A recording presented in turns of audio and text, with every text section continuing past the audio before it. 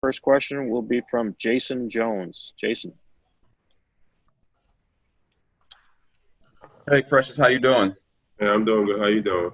All right.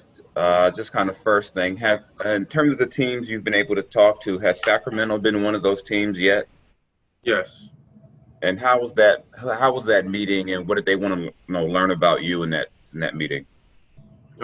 Just pretty much, about myself, who I am, where I grew up, how, and where I was born. Really, just a general knowledge of who I am as a person and how I got to playing basketball, and just how I think I could fit into their system. And how do you think you would fit into their system? I know they have the same coach, but they want to play fast. They want to play up tempo. They want to shoot the three a lot. They want to really play at a fast pace. So how do you see yourself fitting in that system at the next level? Just bringing a lot of energy to the team. Really being able to switch ball screens, guarding multiple positions and rebounding the ball, just really on the defensive part, side of the ball game. And they say that big guys sometimes need a little more time. How ready do you feel to help out a team next season? I think defense is something I could bring to the table right away. On the NBA team, just watching the games and seeing how much they're picking on the weakest link on defense. I believe that's one of my strengths, and that's something I could bring to the table right away on the NBA team. Next question from Chris Miller. Precious, good afternoon. How are you? Good afternoon. How you doing? I'm good, thanks. You mentioned it just a little bit there, what you could bring right away. I'm curious, one, have you met with the Washington Wizards? Yes, I have. And I heard from Jalen Smith yesterday. He talked about meeting with them. He thought it was a pretty laid-back kind of meeting. Would you agree with that same assessment? And my second part of the question is right away, what do you think you bring to a team? Thanks. Like I said before, I believe I could bring defense, to the team right away, and also rebounding the ball, just really on the defensive side of the ball game, and just being able to bring a lot of energy and do whatever I was asking me to do by the coaches. Next question from Ian Begley. Precious, thanks a lot for doing this. Have you spoken to the Knicks or Nets at all during the pre-draft process? Yes, I have. Was that pre-lottery or post-lottery? That was pre-lottery. And also, just for you with this whole process and the draft kind of getting pushed back a few times, has that impacted your approach, your training, the way, obviously no summer league, but the way you're now getting ready for next season? Yes, I'd say it has, because there's a lot of times, there's a lot of uncertainties, pre the date that we have set right now, and it's definitely affected my training and the way I train, because I have to pace myself, put myself on the pace, and where I don't burn out, where I get where I'm trying to get to, and do it very efficiently, and just because everything was so uncertain at the beginning, I didn't really know, how much how much I should go every day, but just because there was no set date, but now there is, it's a lot easier for, not just myself, but every other player, to properly pace themselves on how to train. Thank you. Next question from Chris Fedor. Hey, Precious. Thanks for doing this. Hope you're doing well. Thank you. I know you met with the Cavs during this pre-draft process. What was the vibe like from their organization? It was good. We talked about a lot of things. Just really, they were trying to get to know me, get to know where I'm from, my background, how I started playing basketball, and just really, it was just really, trying to get a feel of who I am and what I'm about. And have you gotten a gauge from your agent about the range that you're expected to go in the draft? No, I haven't gotten a gauge. Next question from Greg Logan. Hi, Precious. I covered your brother, God's Gift, at St. John's several years ago. I'm just wondering, can you tell me what he's doing now and what kind of influence has he had on your development? He's had a tremendous influence on my development. It's someone I could always go to, talk about anything because he played at a really high level. He actually had success playing at that level. So, playing in college for me, I was able to go to him, talk about the games and things he saw and how to make adjustments and how to, move on from things like that. So he was always there for me. And he was someone that I could always, talk to about basketball because he understood the game and he played at a high level too. And did he go on to play pro anyplace? No, he didn't go on to play pro. He played on the Nigerian national team. They went to Australia for Commonwealth Games. Yeah, that was it. Mm-hmm. And also, your success last year, I think, caught some people a little bit by surprise after Wiseman was injured.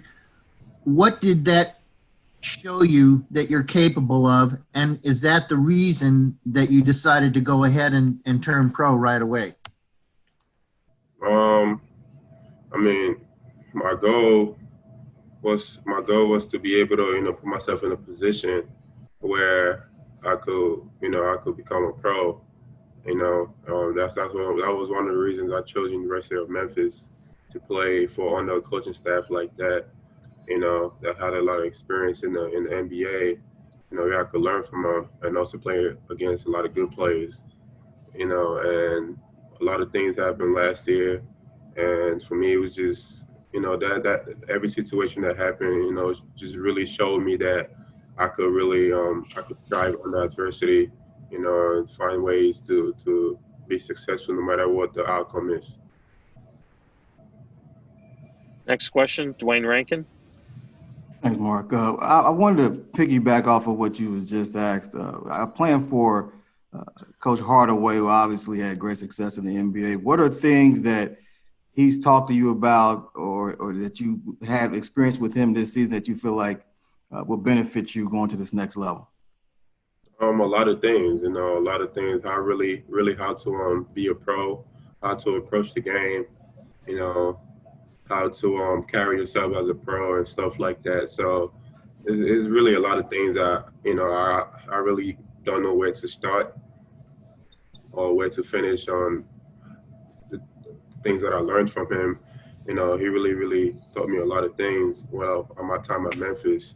And, at the end of the day, it's just really how to, be successful at the next level and what they're looking for and how to, be successful. And just to follow that up, a two-parter. First, has the Suns talked with you yet? Yes. Okay. And then secondly, what do you think of their organization and as far as personnel? And I know you've talked about defense. We know you can play on that end, but you can get some offense as well. What do you feel like you can bring to the table immediately offensively? Just really whatever the coaching staff, asking me to do. Like I said before, it's just, I'm going to do whatever they tell me to do on the offensive side of the game or on the defensive side of the game. Just whatever they wanted me to do, that's what I'm going to go out there and do, every game. It really all depends on the coaching staff and what they want from me. Next up, Tom Orsborn. Hey, Precious, thanks for doing this.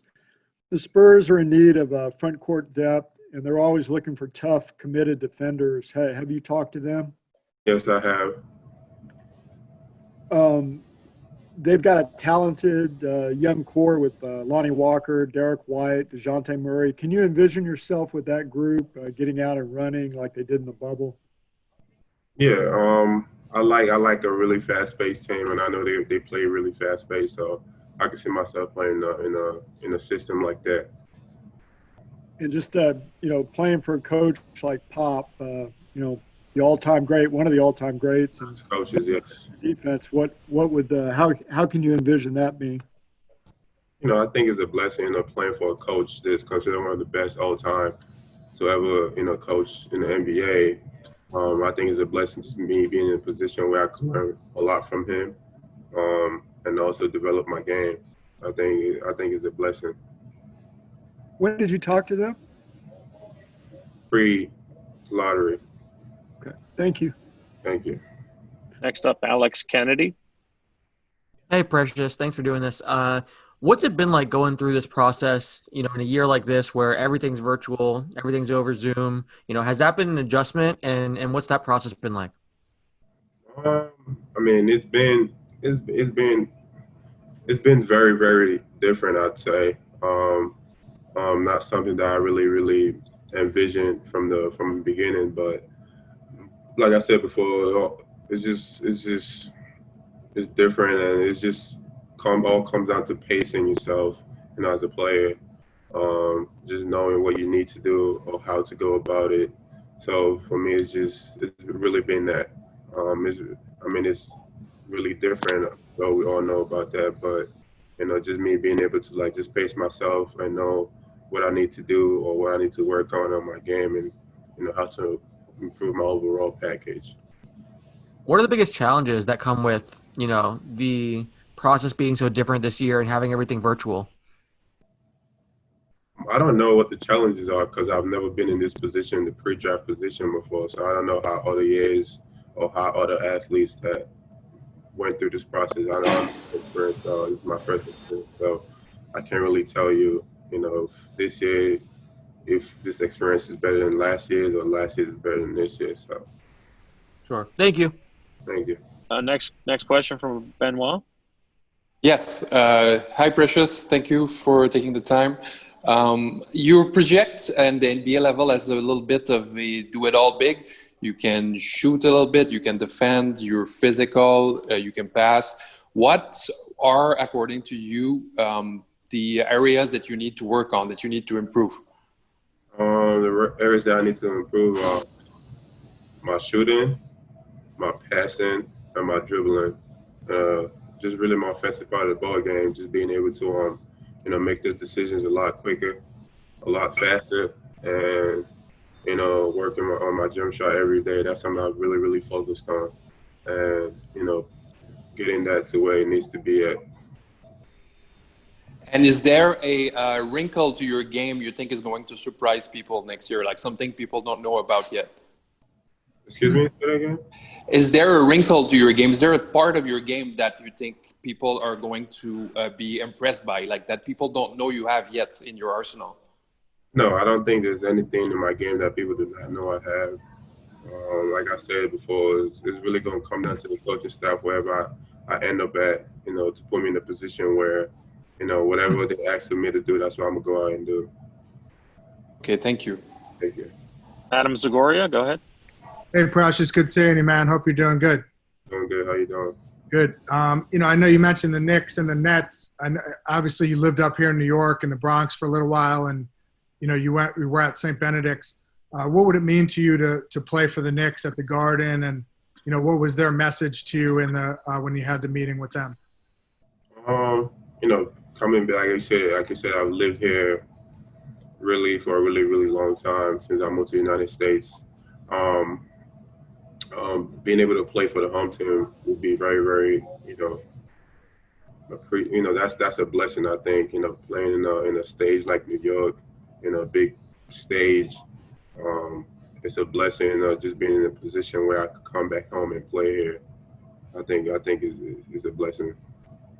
When you had the meeting with them, what kind of things did they ask you, or what did they say they were looking for? Just really finding out who I am, who I am as a person, what I think I could bring to the table, to an NBA team, and just, stuff like that, my strengths, my weaknesses. So that's really it. Okay, thanks. Good luck, man. Thank you. Next up, Omari. Hey, Precious, thanks for doing this. I was just curious, have you talked to the Detroit Pistons yet? Yes, I have. And then for you, what are you hoping to get out of this overall virtual draft combine, which has obviously given players such as yourself maybe a few more opportunities to kind of show what you can do ahead of the November draft? Just really, showing things that I could do, just showing the things I've been working on over quarantine, over pandemic. Just showing my overall game, my overall package, and how much it's improved.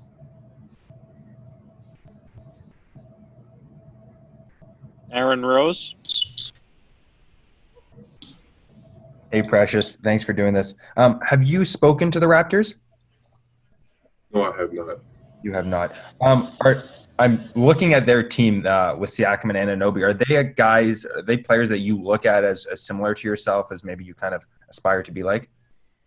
Like I said, those guys are players that are put in positions by their teams to do what they asked of, and at the end of the day, it all comes down to whatever team, whatever coach, whatever program I fall into, what they ask me to do, And those guys, actually, Pascal being from Cameroon, and OG from Nigeria, those are guys that obviously I'm familiar with. I actually know both of them personally, so, obviously, so it's just at the end of the day, it all comes down to, what they've been asked to do and what I'm gonna be asked to do and how successful I am in those roles. Can you expand on your relationship with them? Have they mentored you in any way, or what's that like? How do you know them? Oh, I know Pascal through a mutual friend and OG as well. Thank you. Leo's son up next. Hey, Precious. My question for you is about shooting the three from NBA range. What percentage do you think you can shoot the three reliably right now from three? And what percentage do you think you would like to get to from shooting the three? I don't know what percentage I'm shooting the three right now from NBA range. I haven't played in an NBA game yet, but my goal, is to be a knockdown shooter in the NBA level. That's my goal. Constant work, obviously, to one day become, a respected jump shooter in the NBA from three. Just a few more, Precious. Alder next. Hi, Precious. Thank you for doing this. Going back to the Knicks interview, can you expound more what you basically told them about you that they didn't know yet? Just how I grew up, my family, more about myself, the things that I like to do outside of basketball. Just, more like personal stuff that I haven't really, put out there. Can I have a follow-up question? What was your impression after that interview with the Knicks organization? Excuse me, can you say that again? What's your takeaway or your impression on the Knicks organization after that interview? I think it's a blessing to be able to, sit in an interview with the New York Knicks, because given the history and the place they're located, just being able to actually be in a conversation with them is a blessing. And given the fact that I've lived in New York for a really, really long time, and it would be such a big blessing to be able to represent the home team. Go ahead, Christos. Hello, Precious. Thanks for your time. First of all, how helped you the Memphis program to grow up as a player and as a person, and how productive was the last season for you? Excuse me, can you please repeat that? Yeah, you hear me? First of all, how helped you the Memphis program to grow up as a player and as a person, and also how productive was the last season? So how productive was the last season? Yeah, how productive for you was the last season? I think last season we experienced a lot of unfortunate events, and we had players leave the team. We had injuries really early, and we were the youngest team in America, the Division I level, and we also had a lot of injuries. Had had DJ Jeffries at one point, mid of the season, got hurt, and then he had the flu, and then Lester got hurt, and it was just a lot of things. And then we had players that were in slumps, for most part of the season. But just being able to just fight through, all those obstacles and be able to, grind out a lot of wins. For me, it was just really, really big, and I really see those guys as my brothers, and just the fact that we all stuck together and we're able to like make something out of that season was really, really huge for me. And we have time for two more, Rylan and then Francois. Hey, Precious, have you talked to the Oklahoma City Thunder at all? And if you have, what do you see your fit there with Shea and their young guys like Darius Baisley and Shea Gilgeous-Alexander? Yes, I have spoken to them, and they play fast. So just being able to be in a position like that, like I said earlier, where I like playing fast, but we go up and down a lot, would be, good. And also being around, young guys like that, I think is also huge. Thank you. Okay, last question from Francois. Go ahead. Thank you, Precious, for taking the time. So you were supposed to play next to James Wiseman in Memphis, but we know how that turned out. Coming at 6'9" in the league, would you feel most comfortable playing next to a traditional big, or would you be able to play as a small ball five? Thank you. It's whatever. The team right now, a lot of teams, I'm very, very comfortable playing the small ball five. A lot of that's the way the NBA is going right now. If you are following the bubble games, you see, let me say, take Miami Heat for example. They have a small ball five and Bam Adebayo. You take Toronto Raptors, or if you take the Celtics, they go small a lot of times. Even the Lakers against Houston went small, which they had Markieff playing the five for a lot of those games. So that's the trend where basketball is kind of turning into, and I'm very, very comfortable playing small ball five. All right, thank you. Good luck, man. Precious, I appreciate your time today, and good luck with the rest of this process leading up to the draft. Thank you.